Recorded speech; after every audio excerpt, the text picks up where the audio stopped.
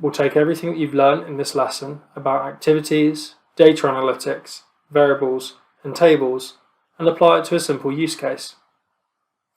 In this example, we'll be reading the table on an invoice PDF. We'll verify that the total of the invoice is correct and attempt to send a message to a relevant person to alert them if indeed the invoice is incorrect, using data from the invoice to populate the message for our email. To start, we'll need to read the PDF. Let's use a file open action.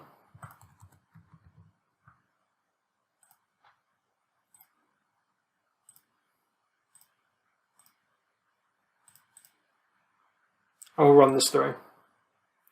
We can see that the file is open in Chrome. Let's take a look at our invoice. You can see that it's an invoice for Doe's Bazaar on a number of items for their toy shop, including space hoppers, pogo sticks, and balance boards. What we'd like to do is verify that each of these numbers attached to each of these items indeed total to $90,000. And if they don't total this number, then we'll send an email. So to start, we'll need to grab the data from this table. Perhaps the easiest way to do this is to use an OCR to table action. So let's go OCR grid to table, and we can now select the table that we'd like to pull through into Toka. Very similarly, to extract data from table, which is specific to the browser, we'll increase the number of rows and columns to 4, and we'll redrag these boundaries so that we correctly identify each section of the table. That looks good. In our advanced panel, we'll also set a medium blur, just to help it interpret the table correctly. If we hit save and run this activity, you'll see that indeed it correctly pulls through the table information from the PDF. We'll now use the data processor to clean this data and spruce it up slightly.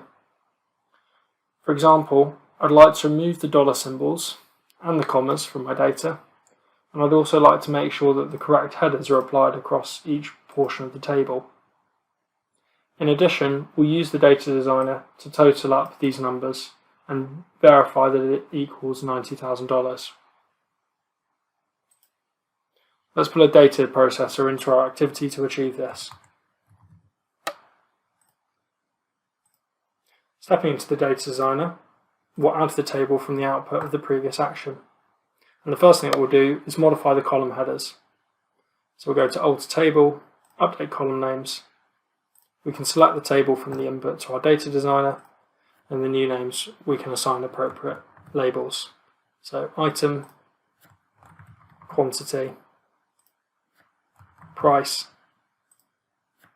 and total. And you can see that this updates in real time. Next, we'll remove the dollars and the commas from our table. So we'll go call this handler ID, updated column names, and now we'll go to text manipulation and remove to remove these characters. For the source, we'll select the entire table that we just updated, and to remove, we'll set the dollar symbol and also the comma, and set regex equal to true. The motivation for putting this backslash here in front of the dollar is that in regex, the dollar is a special character that usually indicates the end of the line. And so if we want to identify the actual dollar character in our text, we have to escape it using the backslash. It's worth looking at sources online to understand how this is implemented inside of regex. We'll call this chars removed and proceed to the next stage of our automation. The next thing that we'll do in order to total up these numbers in the total column of our table is make sure that they're being interpreted as numbers. By default, when the OCR action pulls data into Toka, it interprets all of the items as text, and so we need to explicitly tell it that these items here are numbers. To do this, we use a change data type action, which can be found in our data formatting tab. we can select the entire table that we just updated, set the type to integer for whole numbers, and name the columns that we'd like to modify. In this case, total, price, and quantity. We'll call this data type. And we can now start to add these numbers together. To add these numbers in this column together, we use an add all action. So we'll go to add all. And instead of selecting the entire table, we'll step into the editor and select this single column that we'd like to sum. We hit insert. You can see that it adds all of those numbers together, giving us a total of $100,000. Let's call this true total and select to output this value into our automation so that we can use it elsewhere. In addition, we'd like to form a list of the products that we've taken from our table so that when we send the email message to verify that the invoice totals correctly, we can specify which items are on the invoice. We can achieve this using the table to list action. We'll select the table, but specifically we'll select this column for the item.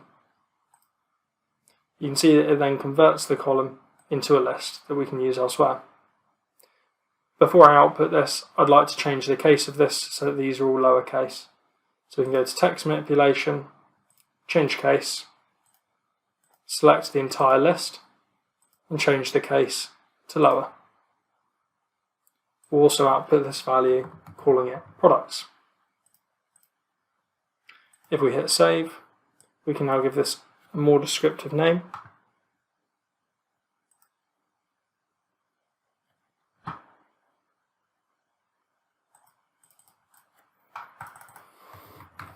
Call this clean table, get true total, and form products text. Before we close this, we'll step back in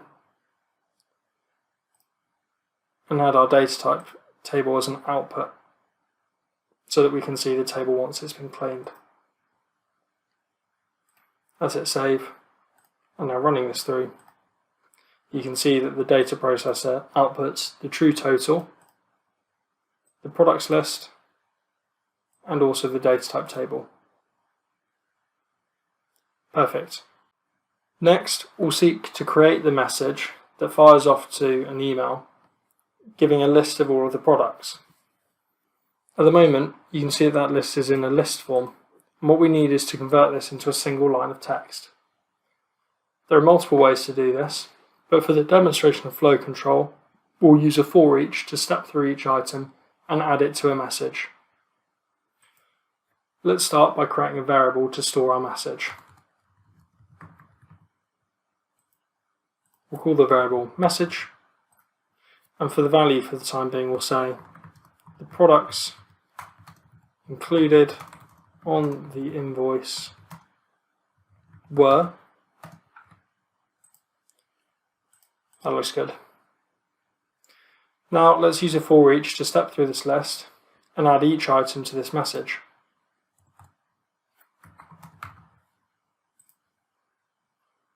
The list will simply be the output from our data designer, our products list, and we'll specify that this is of type list.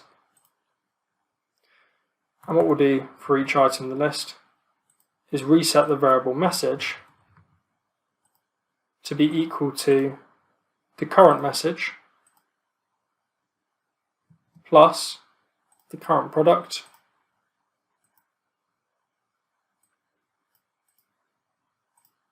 separated by a semicolon. If we now save this, pull it within the for each and run this through,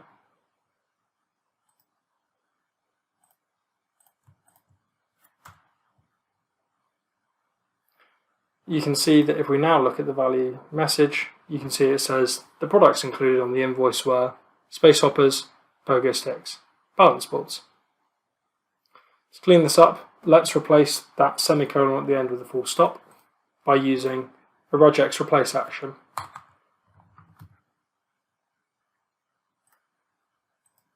The text will be our message, we'd like to update this variable, and we'll specify that the semicolon at the end of the message should be replaced with a full stop.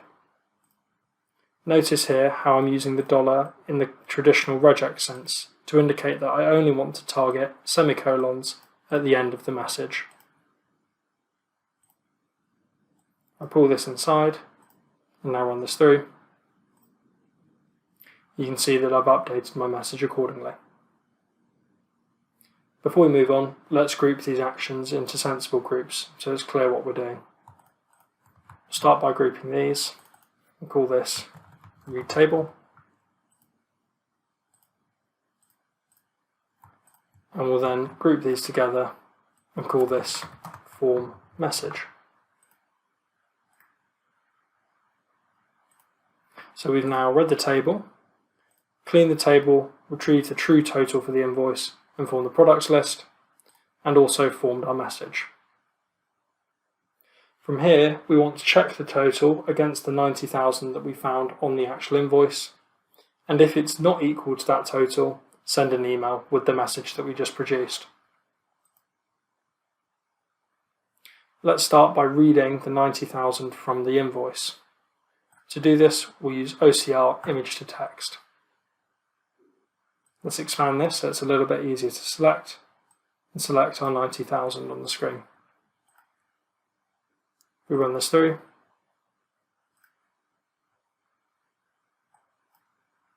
You can see that it identified the image and also the text as $90,000.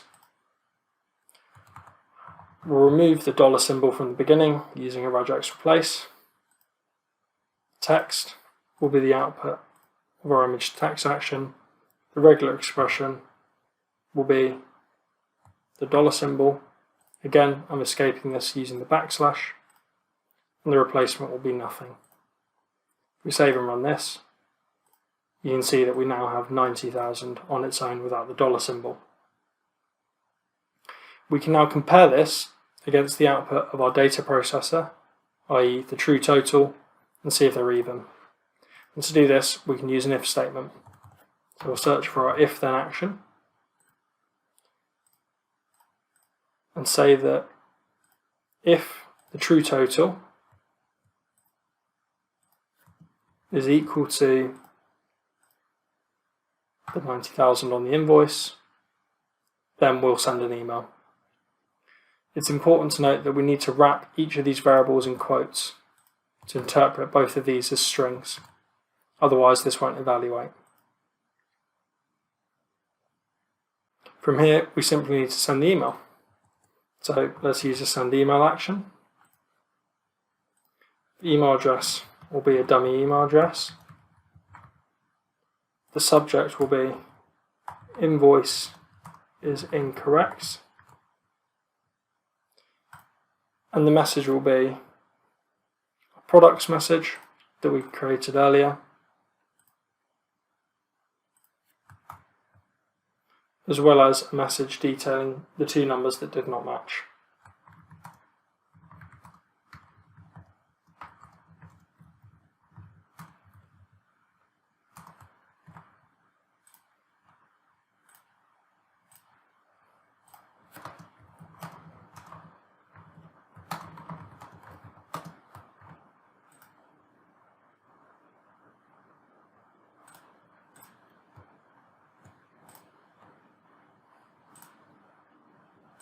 Pull this inside of our if, and package these actions into their own group.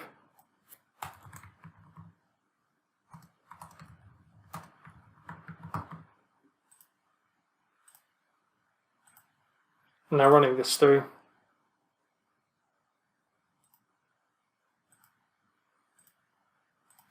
we see that we need to modify the if then. So this is if they are not equal, then this action will run. So let's run that one more time. And you can see that the email successfully sends with a list of the products that were included on the invoice and the total listed on the invoice matched against the true total.